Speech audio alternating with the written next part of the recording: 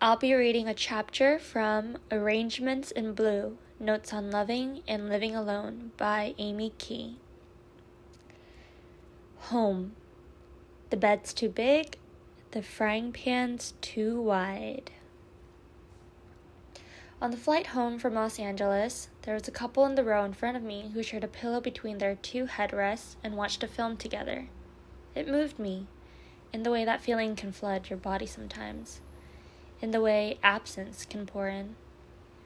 I was being led into a private scene and witnessed its easy intimacy. I sat there thinking of what I wish I had. Someone who would set up the film for us to watch together, someone to refold my blanket after I left my seat, someone to include me in their we. When I am cooking, I sing a line from Joni's My Old Man to myself. She sings that when her lover is away from home. The bed's too big, the frying pan's too wide. The bed's too big, the frying pan's too wide.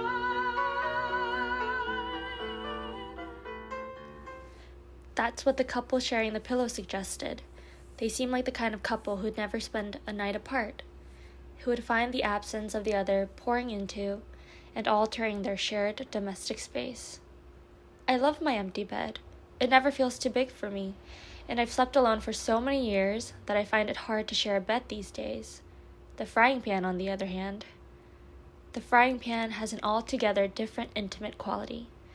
Perhaps it's because people so often fry eggs for someone they love. And to eat eggs together suggests a synchronized hunger, suggests sleeping and waking together, and says, please linger, please stay. Perhaps it's the sweet balance of you cook and I'll wash up. How the pan moves from one person's job to another, and the ordinariness of that joint endeavor.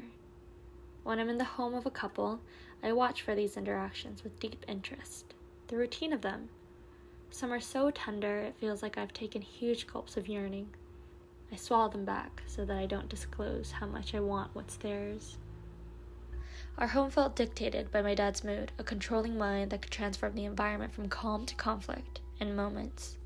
With every opening of the front door, he reset the stage to a new design, sometimes literally, turning off lights, slamming shut doors he could not tolerate being left open.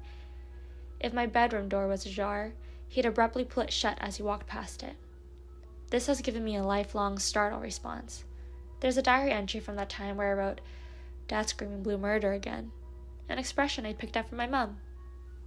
I'd sometimes feign illness not because I wanted to avoid school, but because I wanted the experience of being home alone, of adjusting it to my own vision, of having time there without the risk of a blow-up or being disturbed from my reverie by a family member and having to accommodate them. I was desperate for my older siblings to leave home so that I could graduate into having a room of my own. I was sometimes desperate for my dad to leave too. I remember my mom saying that, even after many years of marriage, her heart beat fast when she heard my dad walking up the path to our door. It frightened me that those feelings would extend way into adulthood. At the time, I wondered if that's what love was like, a state of permanent butterflies, the superb anticipation of someone. Now, I wonder if it was instead pure anxiety about whether things would be good or bad that day. My dad seemed depressed by the family life he'd created, and I feared the anger he felt about it, the tight knot of it.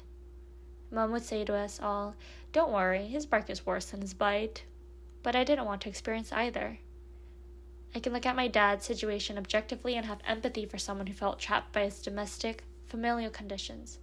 I can also feel pride and gratitude that his politics informed mine. But of course, as his daughter, objectivity can only be fleeting. The legacy of how it felt to live with him during my childhood overrides the adult perspective I can now bring to it.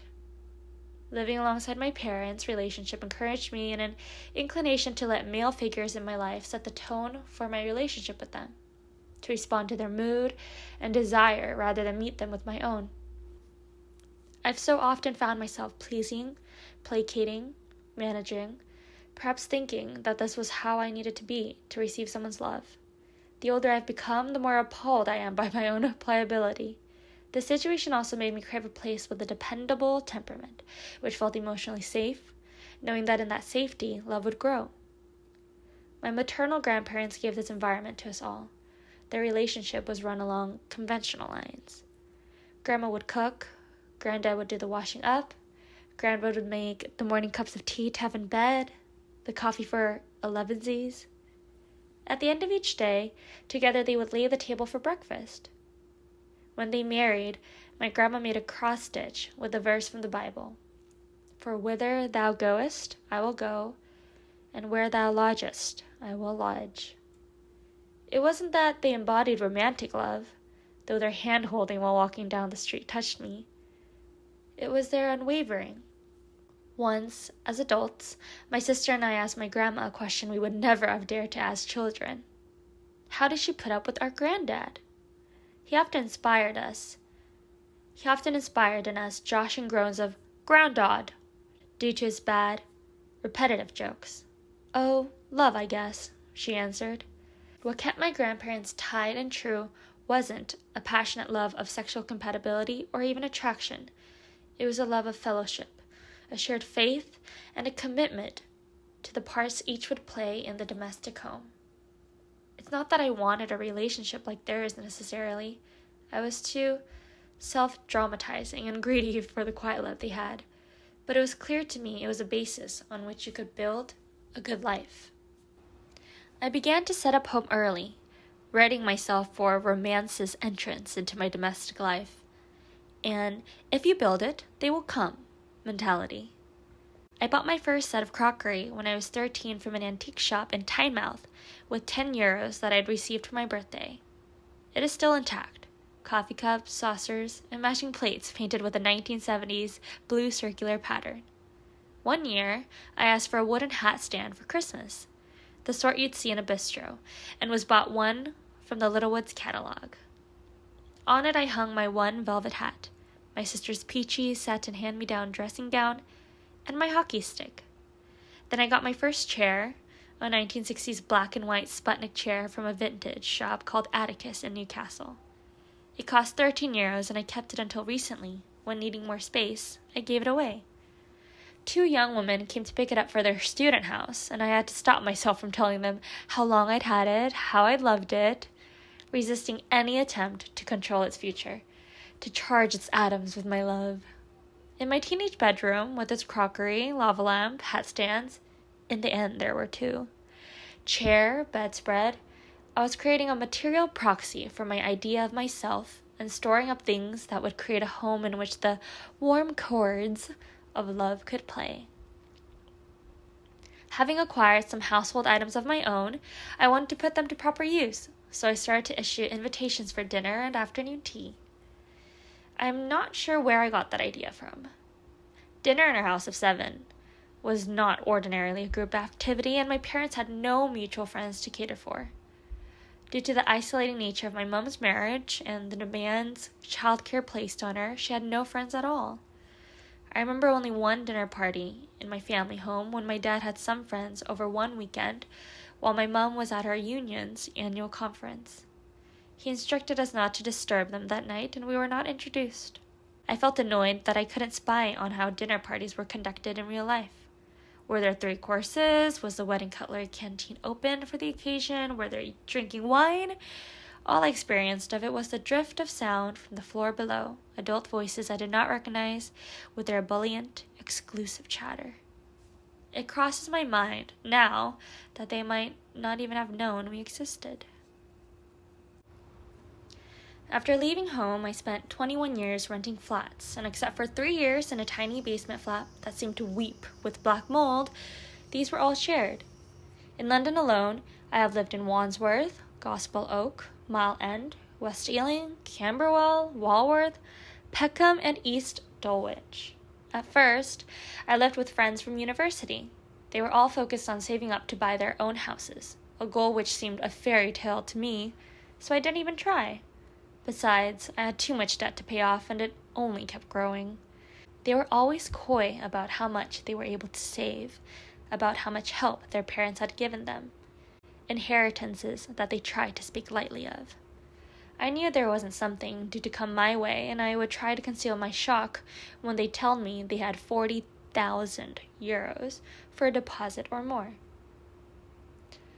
By the time I was 30, all the friends in my peer group, even those in London, were either living in homes they had bought or living with a partner while saving to buy. Even so, I tried to frame their journeys as exceptional and mine as the norm. The place I was on in my own journey was in debt, an imposing, house deposit-sized debt, no savings, no partner. When I visited my friends' homes, I couldn't stop myself from projecting my visions of home into their environments. I would mentally place my ornaments on the mantelpiece, consider which of their artworks I would keep on the walls, swap their color schemes for mine. I wanted my friends' domestic lives more than I wanted their relationships, or at least my desire for romantic love was displaced by my desire for their homes, which felt like a less painful thing to focus on. And that is where we end for this vlog. I hope you enjoyed the few excerpts from Amy Key's chapter Home of Amy Key's Arrangements in Blue, Notes on Loving and Living Alone. Bye!